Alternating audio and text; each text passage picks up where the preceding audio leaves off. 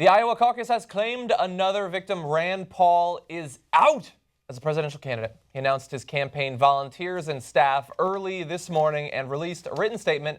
We're not going to read the entire thing, but we do have some interesting excerpts. He says, "The brushfires of liberty were ignited, and those will carry on, as will I." Maybe candles of liberty.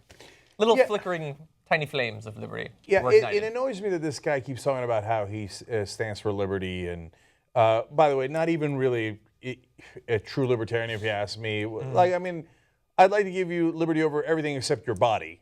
I'd like to take control of your body in the name of big government, and I'll call that what? What? Well, I mean, I'm pro-life based on a wrong interpretation of the Bible, so I'd like to invade your body and make choices for you on that. But I'm the liberty candidate. My ass, you are. Okay, but I do like how appropriately humble he was with a brushfire of liberty. Just a little brush fire like they do in Survivor, where they rub the sticks together and get a tiny little candle. Unfortunately, his candle was put out. Yeah. Is that what they do? Torches? A torch. But that wasn't even quite a torch. No. It was not a torch of liberty. It was not an inferno of liberty. It wasn't really quite a fire. Yeah. It was a little brush fire. If like a fire in your kitchen started that small, you'd want to deal with it soon, but finished your drink or something. Right. So the toddler of liberty. Not full-grown man yet. Yeah. So Rand, run along, I suppose. And by the way, ask your dad how you do it, because in 2012, his dad got more than 4 times as many votes, or a percentage of the vote, as Rand Paul did this time around, and when he was supposed to be the new and improved version of his dad. Yeah. And my theory as to why he was not is people got a sense that 2 things. One, that he was not quite as genuine as his dad. He wasn't. He was trying to play a little bit of political games, and his dad's supporters are dyed in the wool. I mean, they are, and since they're hardcore, and Rand Paul obviously was trying to cheat around the edges, right? And I don't mean on pro-life issues. I mean, well, okay, they're beheading a lot of people over there in ISIS, so my previous positions I will amend a little bit, right? Yeah. So there was a lot of that from Rand Paul. But the second reason is because he was a weenie. So he'd sit there in the debates, especially the last couple of debates, as if he didn't want to be there. Like, I'm annoyed by this, but if you want to know the real answer is this. No. Hey, weenie, get your head into the race, and if you're going to run strong. So how do you run strong? Run like you care. Yeah, you don't run as a brush fire. You run as an inferno. So you say, I am for limited government. So my big government opponent, Marco Rubio here, who thinks that the government is the answer to every foreign policy question, right? Yeah. Hey, Marco, what's your answer? Let me guess. Big government, right? I would hate all of that, but he would have done better with it. Yeah. Yes. First of all, you do better in politics, especially Republican politics, but in all politics, in all places, if you are strong rather than a weenie. Yeah, or awake. Well, Ben Carson's the exception. Yeah, Jeb Bush would listen to his answers and be like, and I'm the low energy one? Come on, this guy's sleeping right here. A little bit more from his statement, though. He said, although today I will suspend my campaign for president, because nobody gets to just quit anymore. They all have to suspend just in case. The fight is far from over. I will continue to carry the torch for liberty in the United States Senate, and I look forward to earning the privilege to represent the people of Kentucky for another term. Now, bear in mind, Paul hadn't registered in double digits in any national poll since back in May, after he'd led some surveys in 2014 and had been declared the most interesting man in Republican politics. And I think he was also declared some other things by people in the media.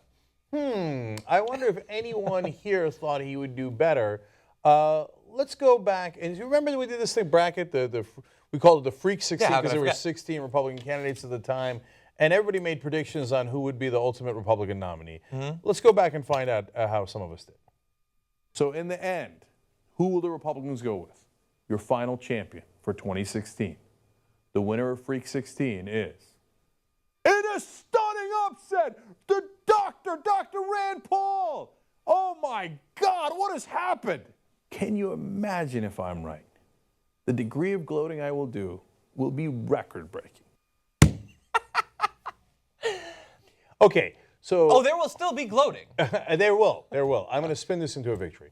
First of all, let us note for the record that I'm the one who requested to bring up that video. He did. Okay. He did. I didn't request it, even though people alerted me to what happened on the show yesterday, and I did watch that clip. So, right is right and wrong is wrong, and I was obviously wrong there. Look, that's why we want it on the record. That's why we always do it ahead of time, not afterwards. Yeah. We're not Monday morning quarterbacks. Okay, now let me attempt to spin it into a victory. The reason that I picked Rand Paul beating establishment candidates like I had Jeb Bush in the finals, I obviously didn't know what I was doing, right? Okay, and by the way, a different time. The audience, our audience, TYT audience, thought Jeb Bush was going to win. So remember, this began before all the campaigning had begun, to be fair to me and you. Well, they're leading you right now because he's still in the race. That's right. My rationale was a populist candidate who is not a standard politician, who is not in the establishment, is more likely to win than one of these establishment knuckleheads like Rubio or Jeb Bush. Now, that part of the idea behind that prediction still stands, and I would argue is enormously successful. So, by the way, the other guy who fancies himself a libertarian in the race is Ted Cruz, and he's doing very, very well. And I guess I didn't pick Cruz over Paul because I thought, well, he's not really a libertarian. I mean, all he is a smarmy politician, right? He's a smarmy politician who is trying to steal the libertarian vote, and he's being slightly successful in that direction, partly because of what a weenie Rand Paul turned out to be. And of course, the ultimate outsider in this case is Donald Trump, and he had a run that I did not expect. Trump wasn't in when you did that, right?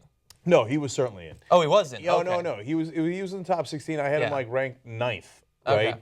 So, and so the bottom line is, I think that a candidate like Rand Paul could have made a really interesting run, but they didn't. But I'll go further in showing how wrong I was. Also wrong on not just the particular candidate, but on the substance to some degree, because I thought there was more fight in the libertarians, and they really haven't shown up here. I mean, a libertarian who supports Ted Cruz is a really weak sauce libertarian. Yeah. And so if you supported Rand Paul, I got it. I didn't agree on parts, as you can tell, but I understood it. And it looked like with Ron Paul, that was going to be a significant wing of the Republican Party. And I know from online experience, there are really not very many conservatives online, but there are a lot of young libertarians online. Yeah. But they didn't show up. I mean, they left Rand Paul to die out there. I think one of the reasons might be that if the libertarian politicians you have to choose from are Rand Paul of 2015, not of earlier years, and Ted Cruz, I guess maybe you pick one of them in comparison to a Jeb Bush if you're a libertarian. But the idea that, like, I could understand why you would come up with libertarianism as a political philosophy. That we're best when we're left to our own devices with minimal government to make sure that people don't just murder and rape each other and all of that, and that's how humanity will flourish. That you have these inherent rights that you should be able to act on. Oh, and then by the way, the creator of the universe is watching you at all times, knows exactly what you're thinking and doing, and you have to follow his every command. Those don't fit together. That doesn't make any sense whatsoever. You have these inherent rights that need to be respected. Oh, but really, it's just all of the rights that we will allow you to have from what our God wrote down 2,000 years ago. That's a totally different thing. I don't know why it's being bundled in modern day politicians with libertarianism. And it's funny because it's anti-libertarian. You have the freedom to do anything you like unless it offends the creator. The creator will then lay down a bunch of moral rules that will enslave you to his moral code, which of course is in reality invented. If it offends our interpretation of multi-thousand-year-old texts written by someone else. So if you're a religious libertarian, you really didn't understand the concept. Yeah. Okay, now, but I want to go back to one more thing about how unlikable Rand Paul is. Because some people are spinning this as, well, you know, because of the terror attacks in Paris, because of ISIS and San Bernardino, et cetera, it was not Rand Paul's time. The Republicans wanted a more bloodthirsty response. Some of that is obviously true, but it's also a bit of an excuse. It's ironic, too. Right. If you were strong in fighting for limited government, you could have fought through that. You just chose not to. And to give you a sense of how unlikable he is, about a year ago in January of 2015, his favorability was 65%. His unfavorability was 25%. 65-25 positive. That's great. Well, today he's underwater, 41% unfavorable, 40% favorable. Now, I know there was a lot of campaigning and some of it negative. But they didn't run a lot of ads against Rand Paul because he didn't have to. He wasn't doing that well. Made fun of his hair. So it was just a matter of seeing him in the debates and all these different areas, and he lost the people who were his advocates because he was not very likable. Yeah. So it is certainly part of the substance of the libertarians not being as big a force in the Republican Party as we suspected, but it is also because Rand Paul was a pretty shitty candidate.